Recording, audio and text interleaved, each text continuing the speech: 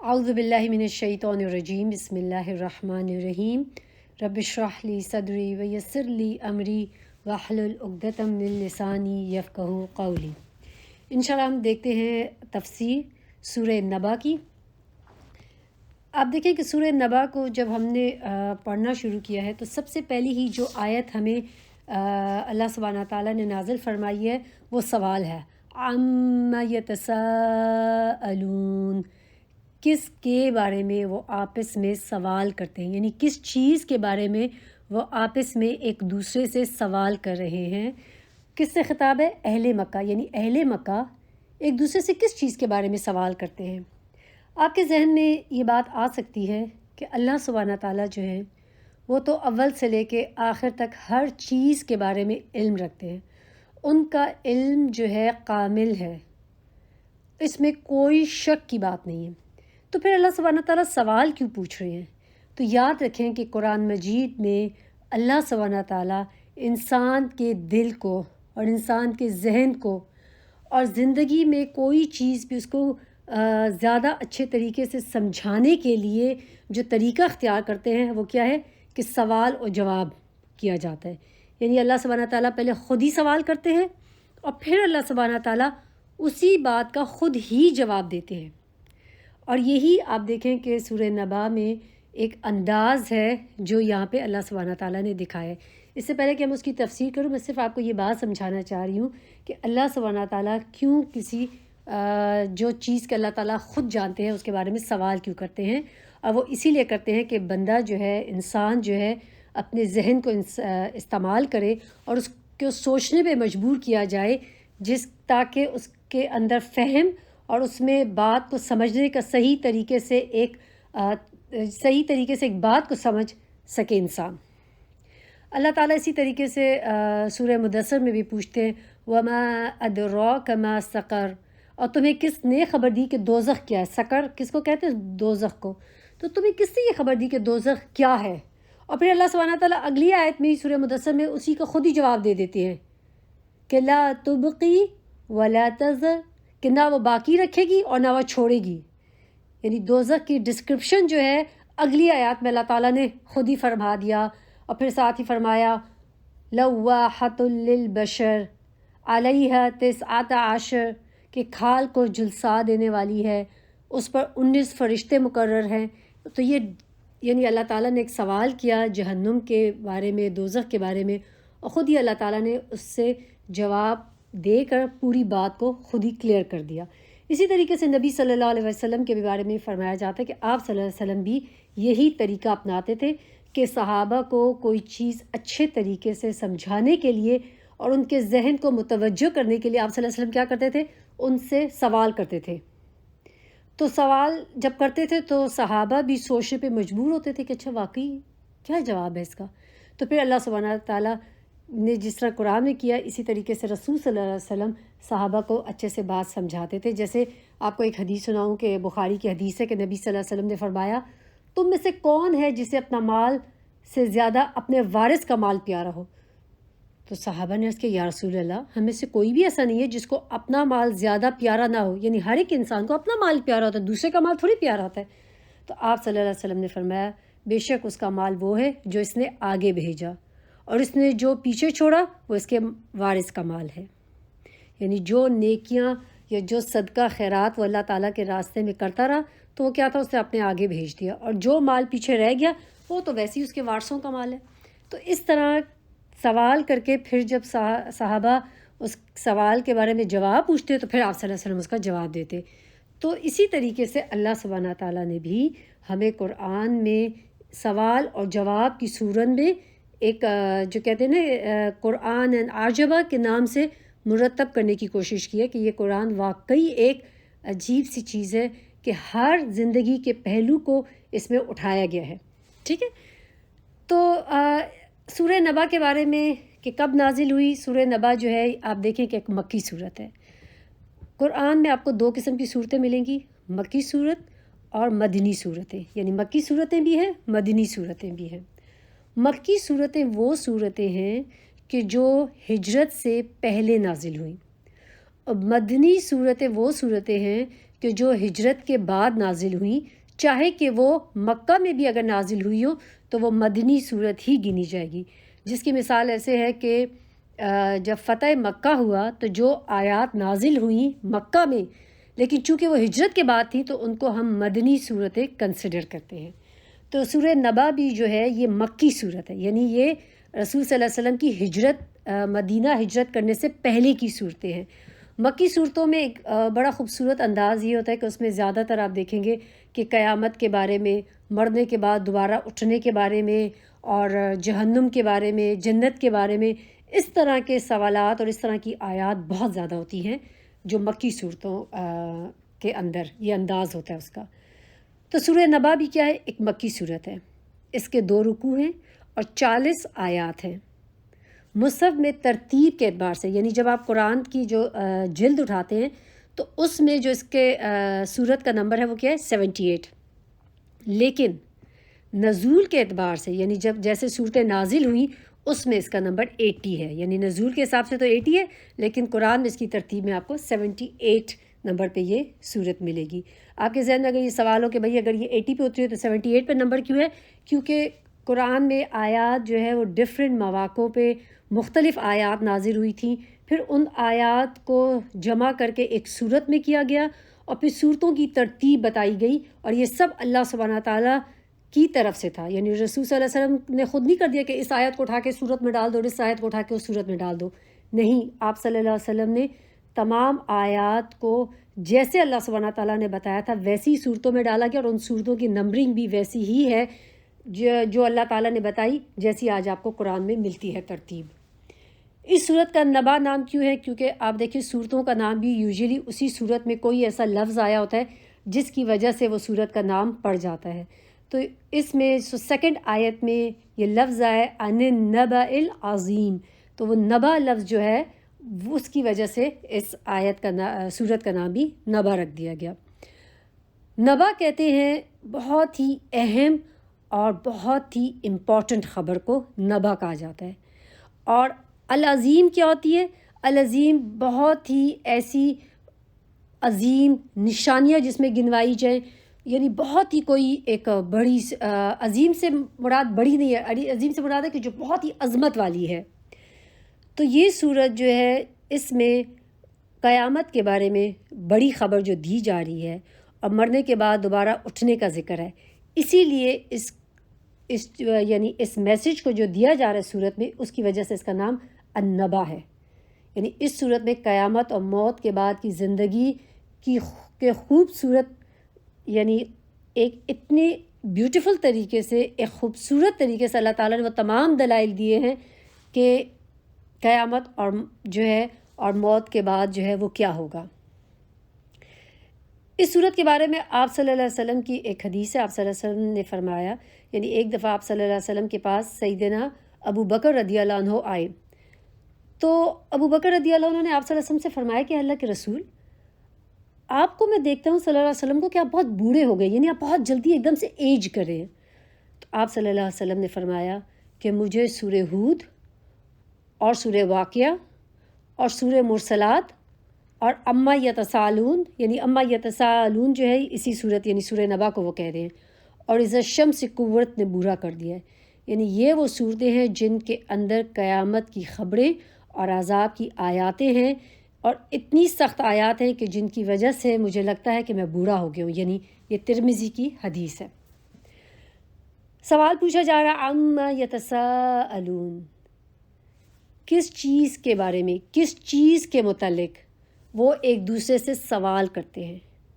یہ کس کے لیے کہا جا رہا ہے؟ اہل مکہ کے لیے۔ قریش ایک دوسرے سے پوچھ رہے تھے، یعنی لوگ جو ہیں کس بات کی کھوج لگانے اور کس چیز کی تحقیق کرنے میں مشغول ہیں، کیا پوچھنے سے ان کی بات سمجھ میں آ جائے گی، یعنی کون سی ایسی چیز ہے جو بتائی جائے تاکہ ان کو بات سمجھ آئے۔ کفار مکہ قیامت کے بارے میں، قرآن مجید کے بارے میں، رسول صلی اللہ علیہ وسلم کی رسالت کے بارے میں ایک دوسرے سے پوچھ گچھ کرتے تھے۔ کیوں کرتے تھے؟ کیونکہ ان کو ایمان نہیں لانا تھا، کیونکہ وہ یقین نہیں کرتے تھے، کیونکہ وہ اپنے آپ کو بدلنا نہیں چاہتے تھے اور انکار کرتے تھے، مذاق اڑاتے تھے اللہ سبحانہ تعالیٰ کے نازل کردہ کلام کے اوپر، ایمان لانے والوں کا مذاق اڑاتے تھے، نبی صلی اللہ علیہ وسلم سے سوال کرتے تھے کہ وہ قیامت کب آئے گی، یعنی اگر کہ آپ جو بتا رہے ہیں کہ وہ بہت ہی اہم ہے اور وہ آنے والی ہے، تو آخر اس میں دیر کیوں ہو گئی ہے، کیوں نہیں وہ آ رہی قیامت؟ تو وجہ یہ نہیں ہے کہ ان کو پتہ نہیں تھا، وجہ یہ تھا کہ وہ قیامت کے واقع ہونے میں انکار کرنے کی وجہ سے یہ سوال کرتے تھے۔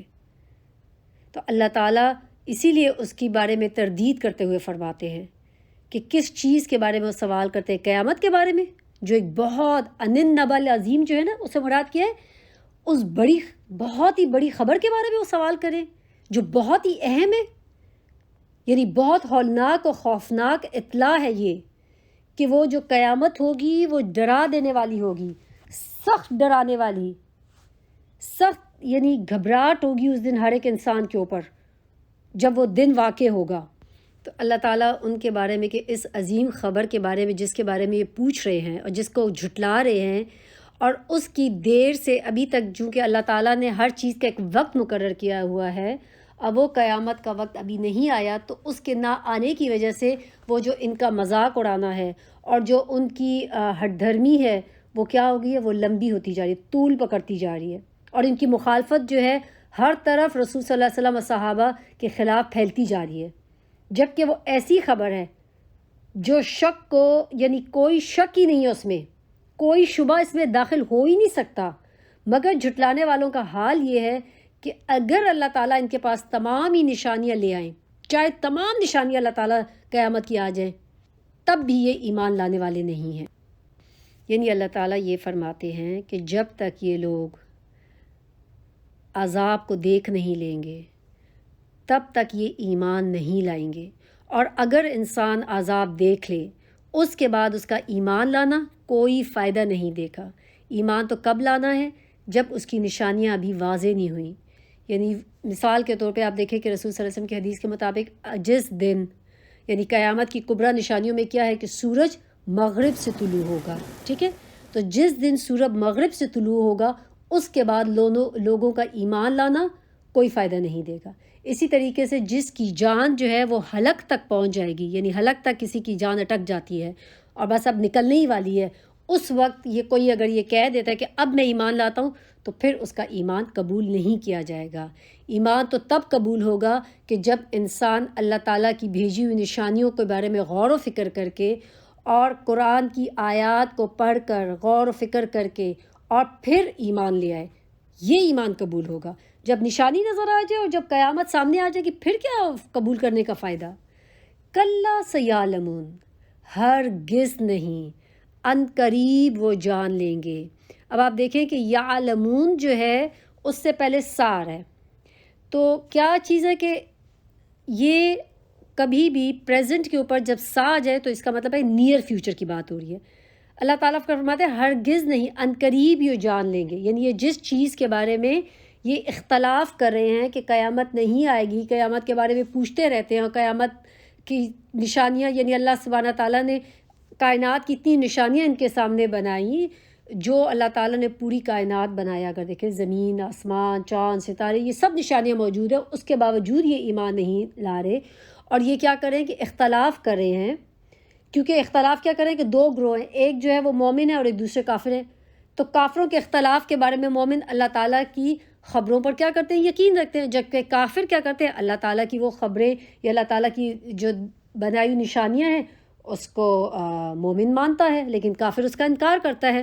تو اللہ سبحانہ تعالیٰ یہی فرما رہے کلا سیعلمون، ہرگز نہیں، جلد ہی وہ جان لیں گے، یعنی موت کے بعد کی زندگی کو نہ ماننے والے کے بارے میں اللہ تعالیٰ نے فرمایا ہے کلا سیعلمون۔ اب آپ دیکھیں یعلمون علم سے ہے، اردو میں بھی ہم یہ لفظ استعمال کرتے ہیں، اس کا روٹ ورڈ کیا؟ عین لام میم، علم سے ہے۔ ہرگز نہیں، جلد ہی وہ جان لیں گے، جب ان پر دنیا میں عذاب آ جائے گا یا آخرت کے عذاب میں مبتلا ہو جائیں گے تو انہیں علم ہو جائے گا کہ وہ کس چیز کو جھٹلاتے تھے۔ اور پھر اللہ تعالیٰ فرماتے ہیں، دوبارہ سے کہا جاتا ہے، ڈانٹ کے طور پہ اللہ تعالیٰ دوبارہ فرماتے ہیں ثم کلا سیعلمون، پھر ہرگز نہیں، جلد ہی وہ جان لیں گے، یعنی ایسی بات نہیں ہے کہ قیامت کوئی بہت دور ہے، بہت جلدی، موت کے بعد کی زندگی کو نہ ماننے والوں کو ایک تاکیدی دھمکی دی جا رہی ہے، اور یہ دھمکی اللہ سبحانہ تعالیٰ قرآن میں مختلف مقامات پر فرماتے ہیں۔ جیسے ایک جگہ پہ اللہ تعالیٰ فرماتے ہیں یا ایھا الناس اتقوا ربکم ان زلزلۃ الساعۃ شیء عظیم، کہ اے لوگو ڈرو اپنے رب سے، بے شک قیامت کا زلزلہ بہت بڑی چیز ہے، یعنی وہ انسان کو پریشان ہو جائے گا اس وقت۔ پھر اسی طریقے سے اللہ تعالیٰ ایک جگہ قرآن میں فرماتے ہیں کہ وہ آپ سے قیامت کے بارے میں پوچھتے ہیں، کیا اس کا قیام کب ہوگا؟ آپ کہہ دیں یقیناً اس کا علم میرے رب ہی کے پاس ہے۔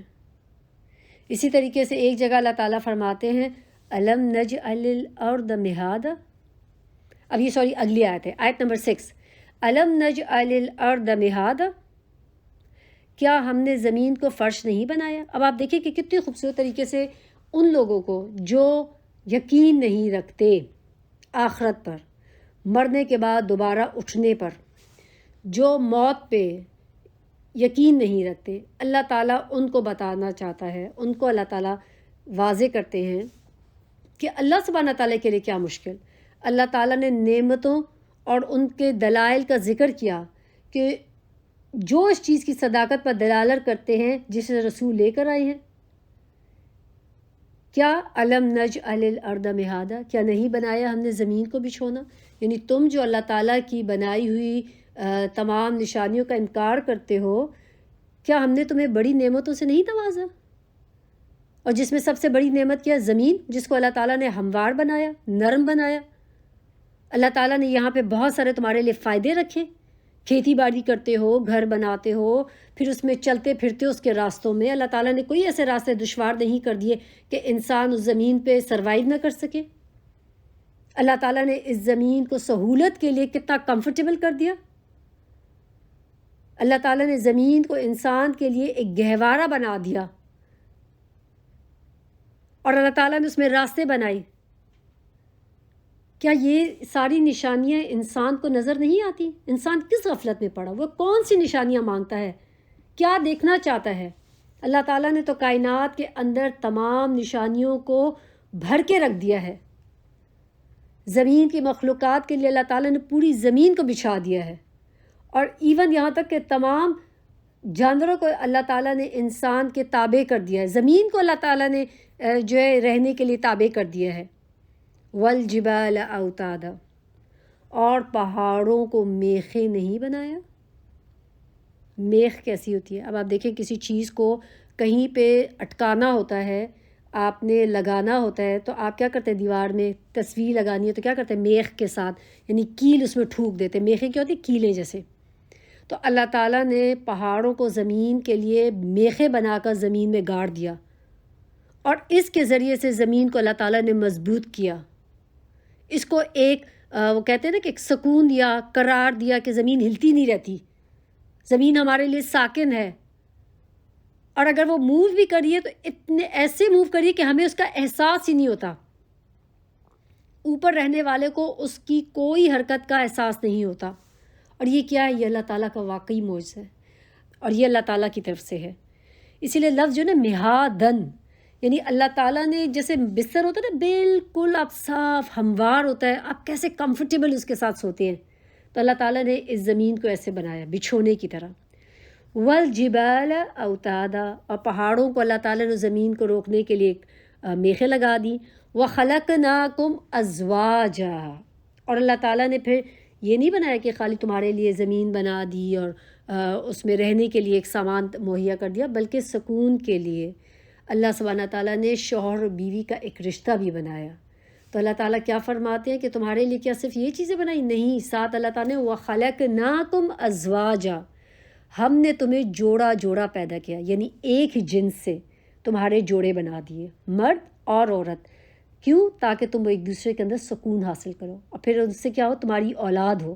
اللہ تعالیٰ نے شوہر اور بیوی کا جو ایک رشتہ رکھا ہے، اللہ سبحانہ تعالیٰ نے اس کے اندر جو ہے ایک سکون رکھا ہے، محبت رکھی ہے، رحمت رکھی ہے، کہ جس سے شوہر اور بیوی ایک دوسرے کے لیے جو ہے خیر خواہ ہوتے ہیں، ایک دوسرے سے محبت کرتے ہیں، اور دونوں مل کے جو کہتے ہیں نا اپنی یعنی مل کے اپنے بچوں کو پالتے ہیں، زندگی بناتے ہیں، پھر اسی طریقے سے مل کے اپنی آخرت کے لیے کوشش کرتے ہیں.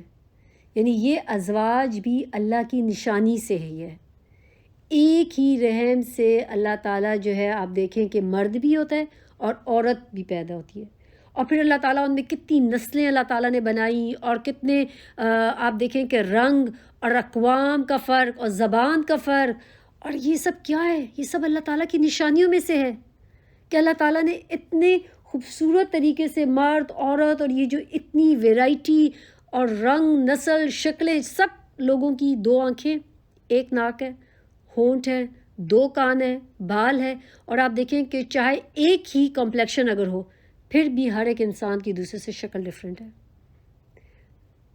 کیا یہ حیرت کی بات نہیں ہے؟ ہمارے تھم کے اوپر جو پرنٹس ہوتے ہیں، دنیا میں ہر ایک کے جو تھم پرنٹ ہے وہ ڈیفرنٹ ہے. ہر ایک کی آئیز کو جو سکین کیا جاتا ہے آج کل، تو یہ سب کچھ ایئرپورٹس اور ان سب پہ ہوتا ہے نا، ہر ایک کا ایک ڈیفرنٹ ہے. کیا یہ سب اللہ تعالیٰ کی نشانیاں نہیں ہیں؟ کیا اس کے بعد کوئی اور ہمیں نشانی چاہیے؟ ہم کس نشانی کو چاہتے ہیں؟ ہم کیا چاہتے ہیں؟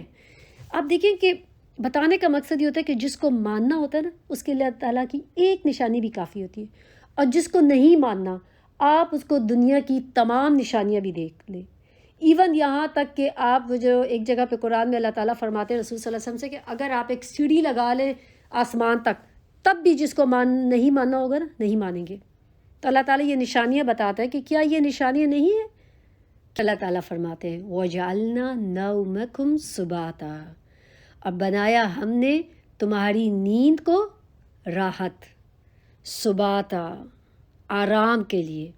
یعنی وہ آرام جب انسان سارے اپنے دن کے کام چھوڑ کے اور آرام سے سکون کی نیند سوتا ہے. اللہ سبحانہ تعالیٰ نے تمہاری نیند کو تمہارے لیے راحت بنایا ہے. تمام دنیا کے زندگی کے دن کے کام آپ منقطع کر کے اب آپ کیا کرتے ہیں؟ اپنے جسم کو اور اپنے ذہن کو ایک دم سے اپنے وہ تمام وہ جو فکر پریشانیاں اس سے سکون میں آپ سو جاتے ہیں. نیند ذریعہ ہے آرام کا، خود سے وہ کوئی راحت نہیں ہے. نیند بھی آنا یہ کیا اللہ تعالیٰ کی طرف سے آتی ہے. اور کبھی آپ کو نیند کی کوئی مشکل ہو جائے اور آپ کو نیند نہیں آ رہی تو آپ کیا دعا پڑھیں؟ سبحان اللہ سبحان اللہ سبحان ربی. آپ یہ دعا پڑھیں تو آپ یقین کریں کہ فوراً آپ پڑھتے رہیں اور آپ کو نیند آ جائے گی، اور ایسی پیاری نیند آئے گی کہ آپ کو کوئی فکر پریشانی کوئی ٹینشن نہیں ہوگی، اتنی پرسکون نیند آئے گی. اس لیے سب سے بہترین کیا کام ہوتا ہے کہ اگر کبھی نیند نہ آ رہی ہو تو آپ اللہ تعالیٰ کا ذکر کرنے لگے. اب سبحان اللہ کیا ہے؟ یہ بھی تو اللہ تعالیٰ کا ذکر ہے. آپ تسبیحات ذکر کرتے رہیں یہاں تک کہ آپ کو نیند آ جائے. اور نیند کو بھی اللہ سبحانہ تعالیٰ نے موت کی بہن کہا ہے. ٹھیک ہے، موت اصغر کہا گیا ہے کہ اللہ سبحانہ تعالیٰ جب انسان سوتا ہے تو اس کی روح جو ہے وہ نکال لی دی جاتی ہے، اور جس کی ابھی زندگی باقی ہوتی ہے تو اس کو واپس روح لوٹا دی جاتی ہے. اور کچھ لوگ جو ہوتے ہیں وہ پھر اپنی یعنی سونے میں ہی وفات پا جاتے ہیں. پھر اللہ سبحانہ تعالیٰ فرماتے ہیں وَجَعَلْنَا اللَّيْلَ لِبَاسًا، اور بنایا ہم نے رات کو لباس.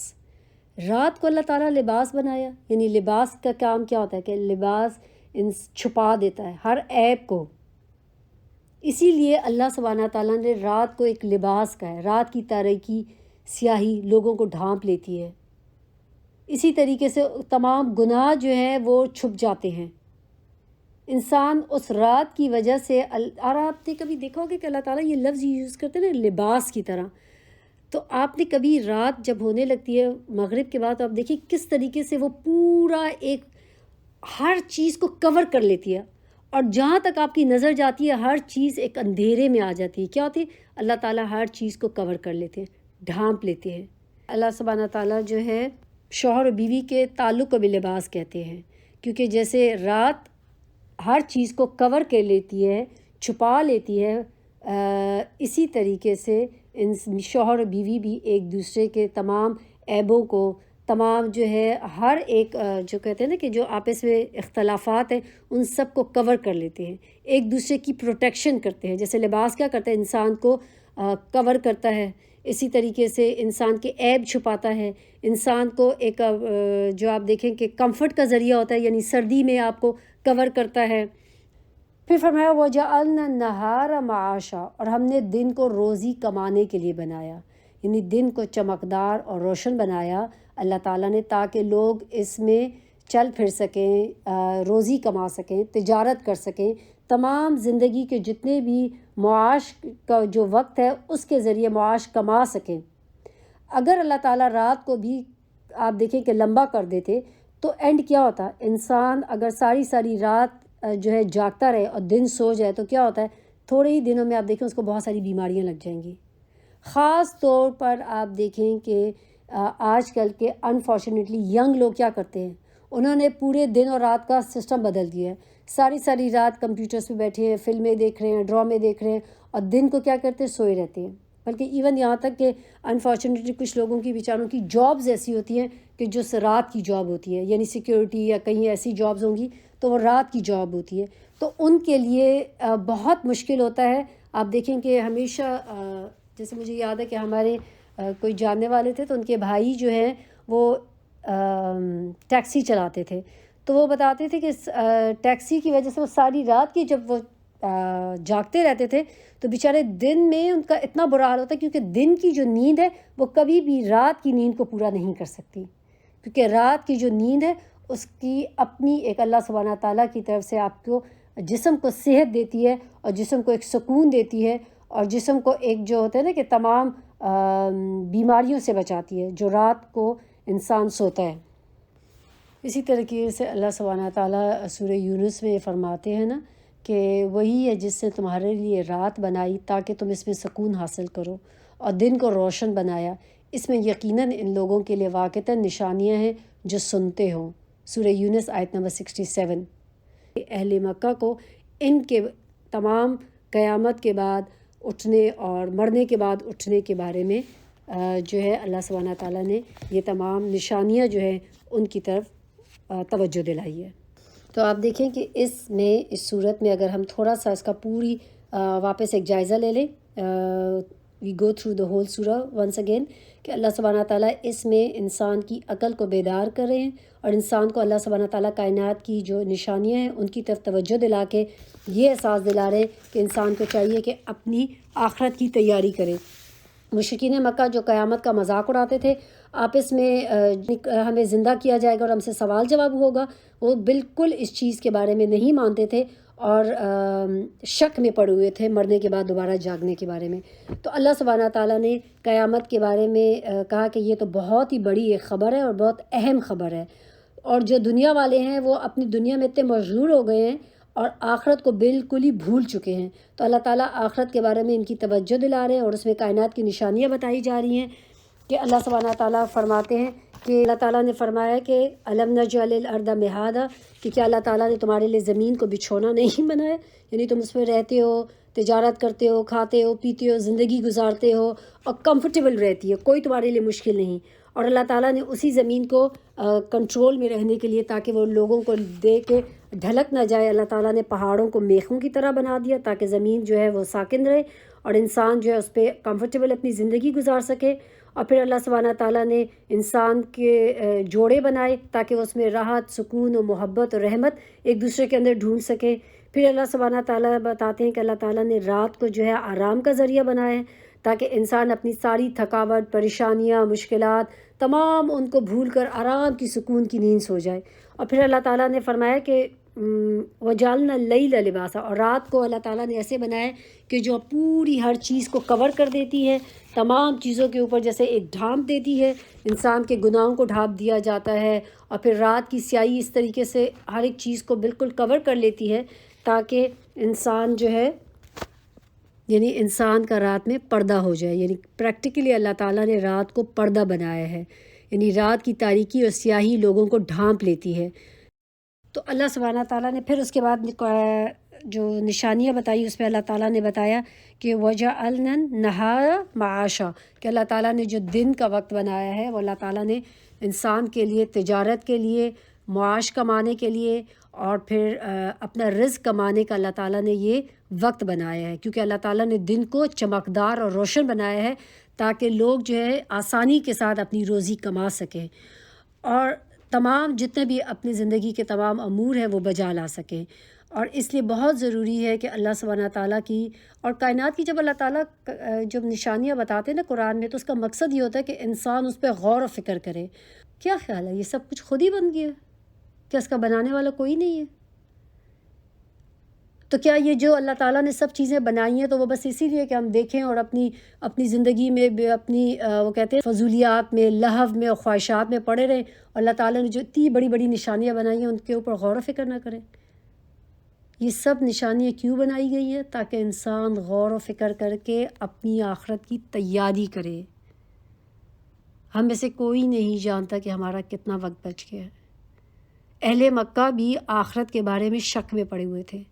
تمام نشانیاں اور تمام آیات ان کے سامنے پڑھی جاتی تھی، اس کے باوجود کیوں نہیں بدلتے تھے؟ کیونکہ ان کے دل جو ہے وہ دنیا میں مصروف تھے، دنیا کی رونقیں، دنیا کی کہ وہ اپنا اقتدار، اپنی گدی، یہ سب کچھ چھوڑنے کو تیار ہی نہیں تھے. یہ سب نشانیاں میرے اور آپ کے لیے بھی ہیں. کہیں ایسا نہ ہو کہ آج ہم اپنی زندگی میں اتنے مصروف رہیں، ہمیں صرف اس لیے دنیا میں نہیں بھیجا گیا کہ ہم آئیں، کھائیں، پئیں اور بچے پیدا کریں اور پھر اس کے بعد جو ہے بس مر جائیں. اللہ تعالیٰ سے دعا ہے کہ اللہ تعالیٰ مجھے اور آپ کو، ہم سب کو قرآن پڑھ کر، سمجھ کر اور اس پہ عمل کرنے کی توفیق عطا فرمائے. اللہ تعالیٰ ہم سب کو، اللہ تعالیٰ ہمیں توفیق عطا فرمائے کہ ہم کائنات پہ غور و فکر کریں. تو یہ جو نشانیاں انشاءاللہ ہم نے پڑھی ہیں آج، ٹھیک ہے، آپ نے ان تمام نشانیوں پہ غور و فکر کرنا ہے اور سوچنا ہے کہ میں نے ان آیات سے کیا سیکھا. ٹھیک ہے، چلیں انشاءاللہ آج کا لیسن اتنا ہی ہے. ربنا تقبل منا انک انت السمیع العلیم وتب علینا انک انت التواب الرحیم. سبحانک اللہم و بحمدک، اشہد ان لا الہ الا انت، استغفرک و اتوب الیک. السلام علیکم ورحمۃ اللہ وبرکاتہ.